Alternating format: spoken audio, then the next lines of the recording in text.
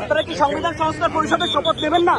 মানুষ বহুদিন পরে তাদের প্রতিনিধি সংসদ সদস্য নির্বাচিত করেছে, একটা নির্বাচিত সংসদ হয়েছে এবং এই নির্বাচিত সংসদ যারা জনগণের কাছে দায়বদ্ধ থাকবে।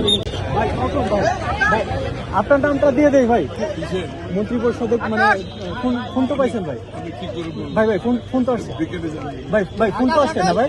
হ্যাঁ? বিকেলে মানে ফোন ফোন আসে না। ভাই কংগ্রেচুলেশন। কি জন্য?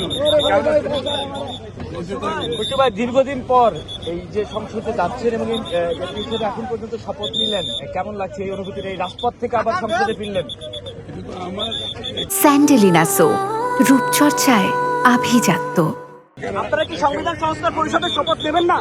মানুষ বহুদিন পরে তাদের প্রতিনিধি সংসদ সদস্য নির্বাচিত করেছে, একটা নির্বাচিত সংসদ হয়েছে এবং এই নির্বাচিত সংসদ যারা জনগণের কাছে দায়বদ্ধ থাকবে, নির্বাচিত সরকার। সুতরাং বাংলাদেশের মানুষের মালিকানা ফিরিয়ে দেওয়ার যে কথা আমরা বলেছিলাম, তাদের রাজনৈতিক সাংবিধানিক গণতান্ত্রিক অধিকার ফিরিয়ে দেওয়ার কথা বলেছিলাম, আমার মনে হয় সেই যাত্রা আমরা শুরু করেছি। এটা দেশ ও জাতি গণতন্ত্রের জন্য সুখবর। মন্ত্রী পরিষদ কত সদস্য? মন্ত্রী পরিষদটা কত বড় হচ্ছে?